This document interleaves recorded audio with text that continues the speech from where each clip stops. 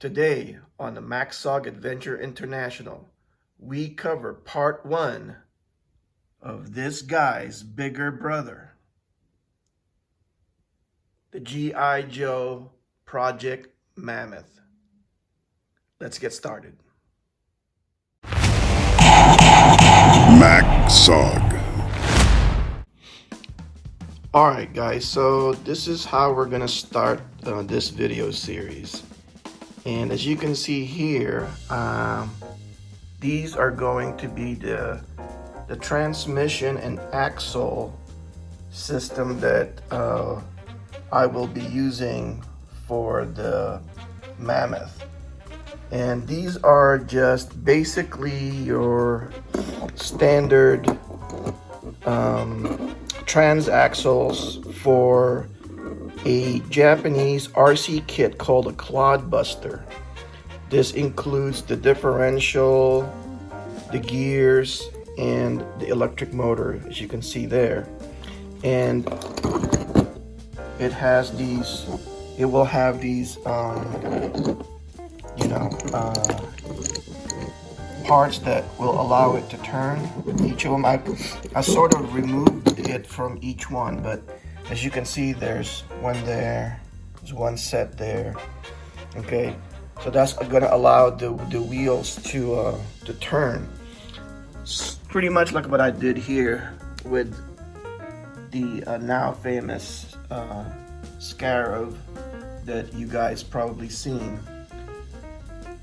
And basically this is, I have to start somewhere, right? So, bear with me because these are going to be the boring parts of the build, but there has to be a part 1. So what we have here are 4, unlike the 3 that's down there, 3 transaxles. This will have 4 that I have been collecting throughout the years so that I can start on this.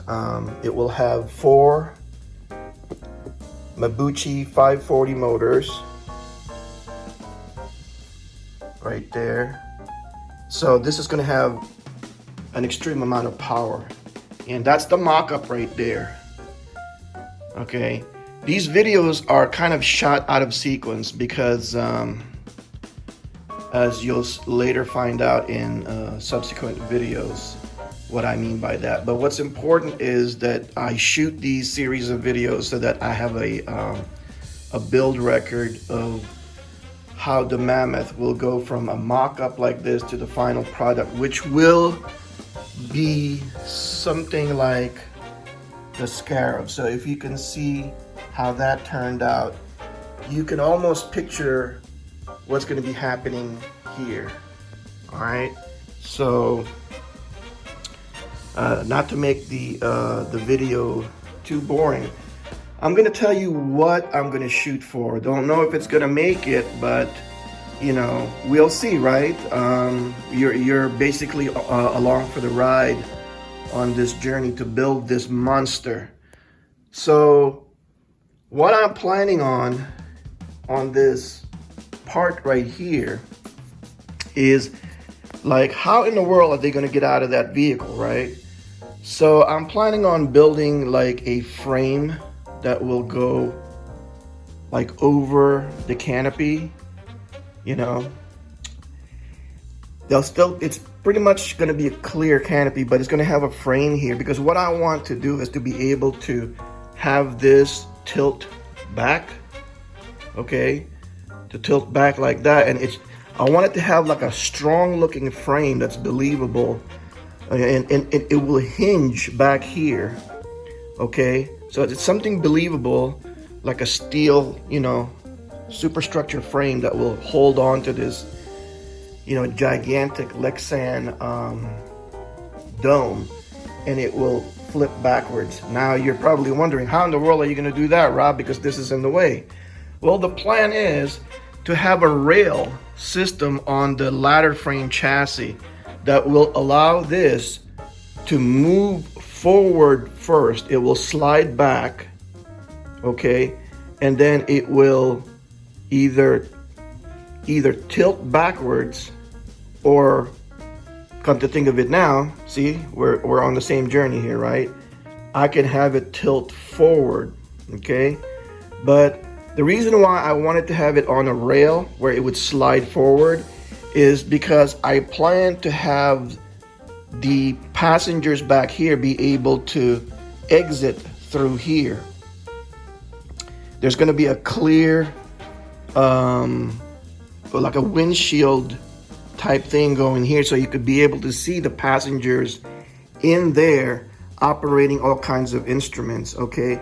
And, you know, since this is going to be gutted out for passengers and computer stuff, there's a lot of opportunity here for like escape hatches, you know, in case the thing is on fire and they can't, you know, move this out of the way.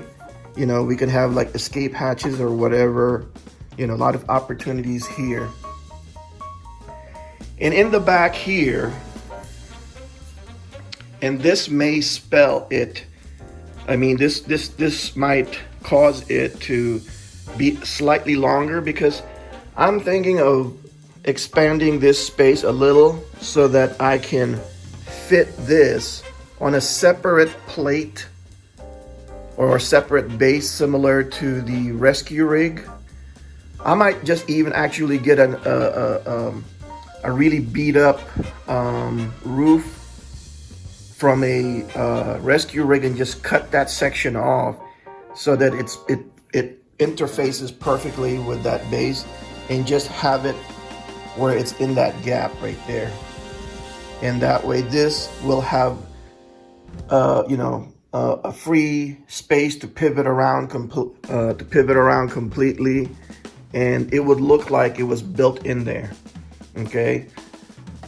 And that also gives me the opportunity to keep the workings of both cabs, to have like the functioning radar machinery back here. So I could have either, you know, a upgraded radar array either here or here, and something else on the other side that's also operating, okay? And as far as the back compartment, we're basically trying to make that into a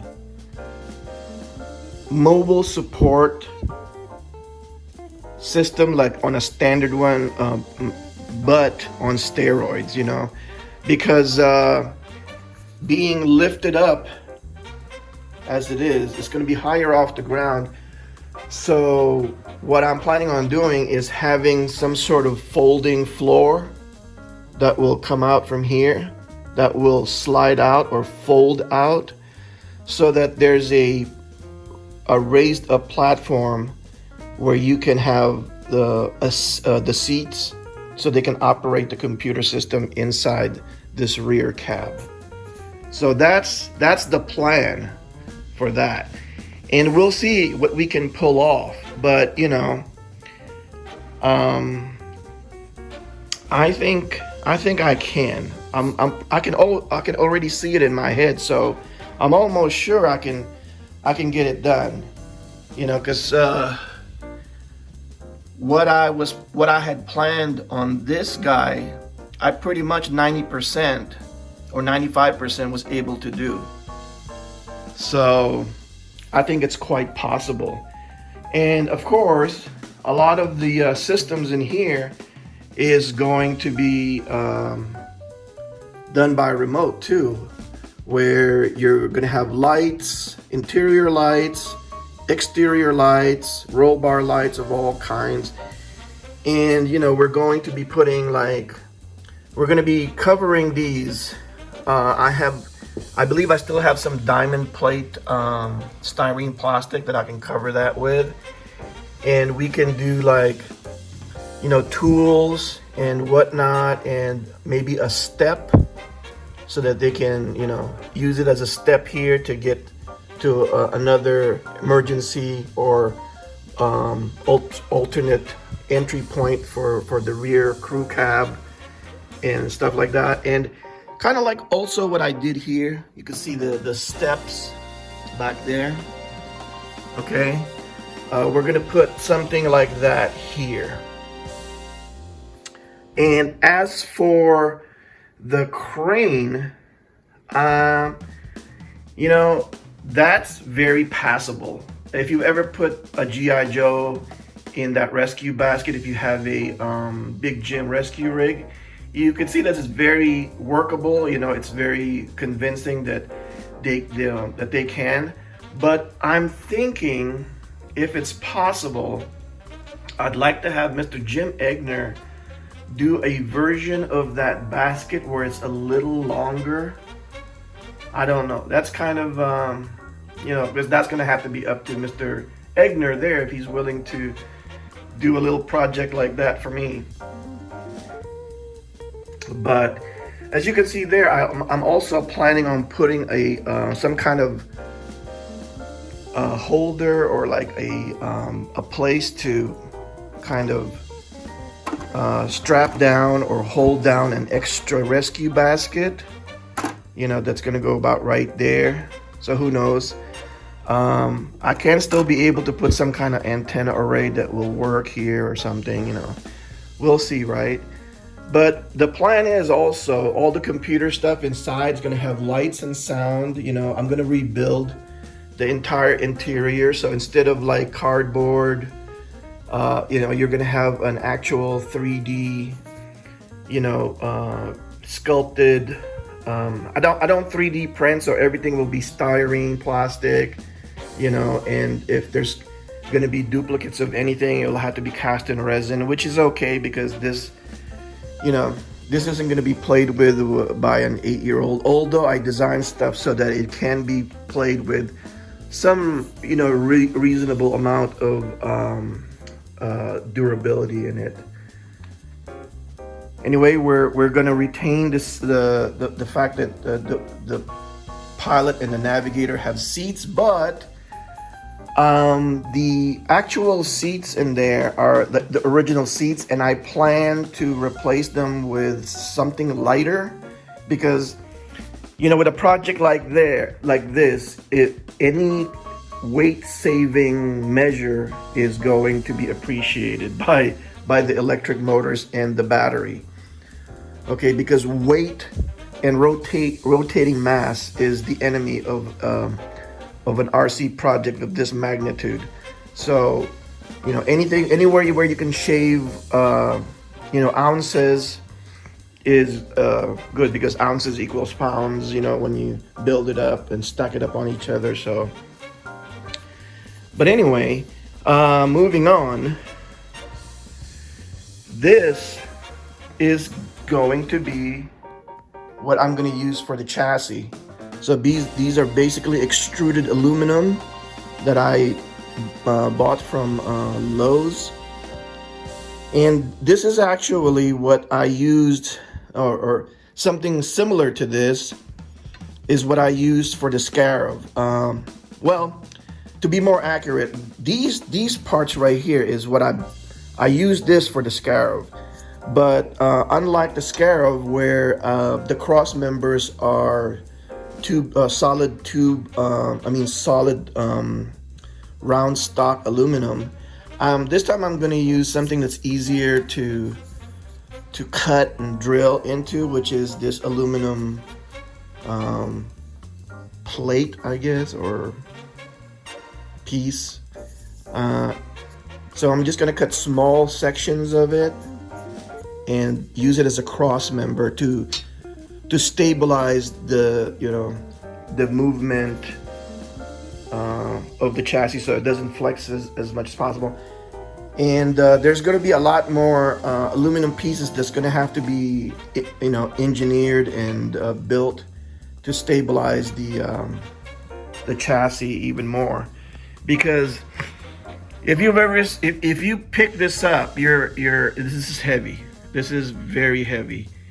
And for this to run the way it can, where it can jump curbs and stuff, seeing this land from even a low jump like that is something truly to see. Because if you realize how heavy this is and you see it bounce like a nimble little ballerina, it's kind of hilarious.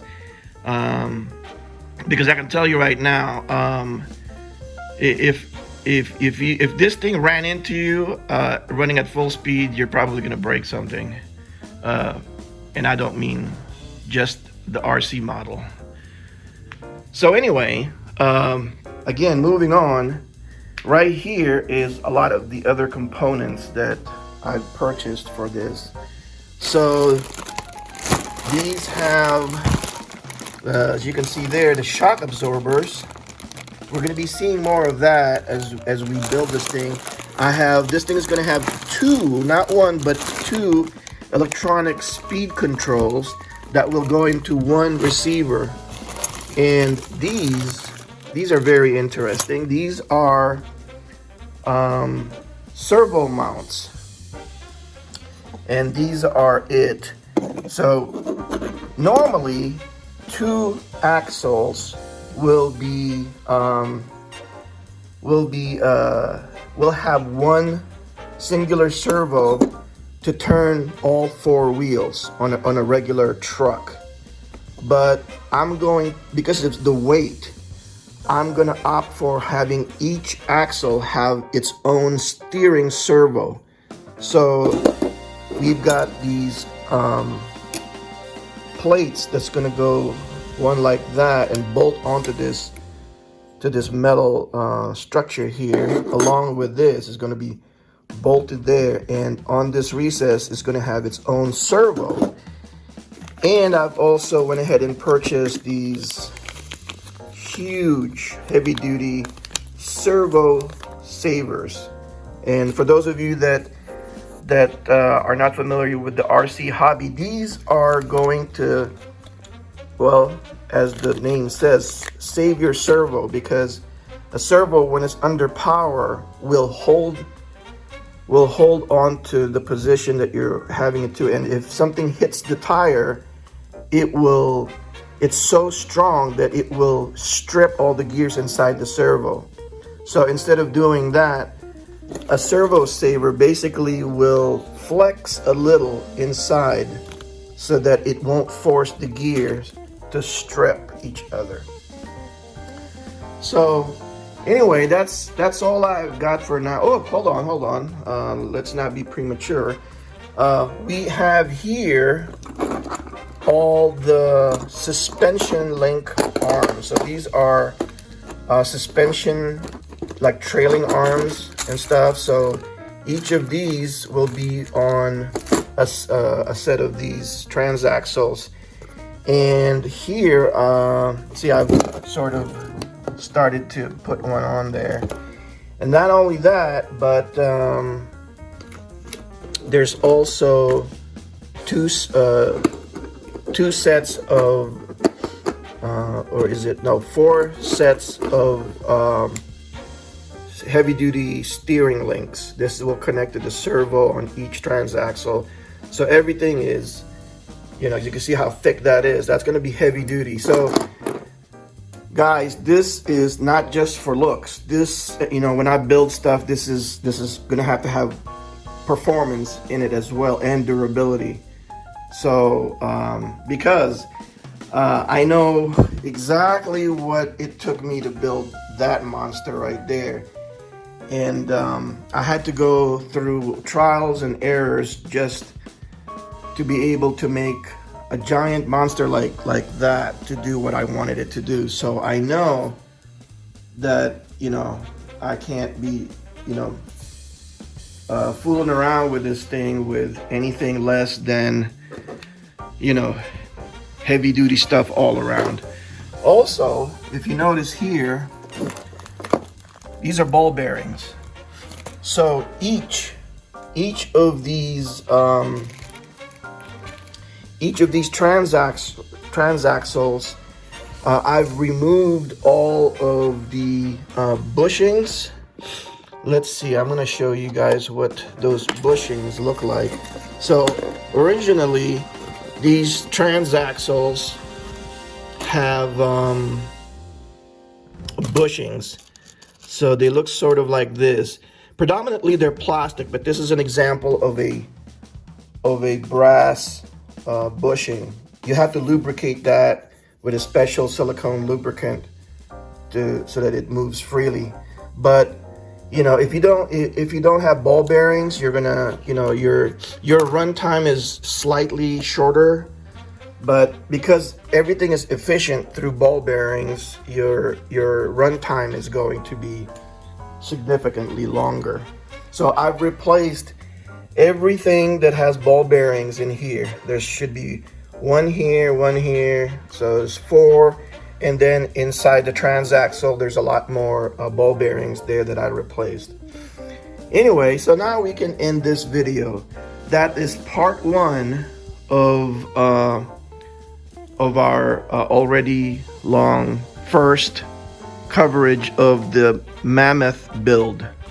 And I thank you for staying with me this long, and hopefully it wasn't too boring, and I didn't want to do any kind of editing or anything because I'm so busy right now.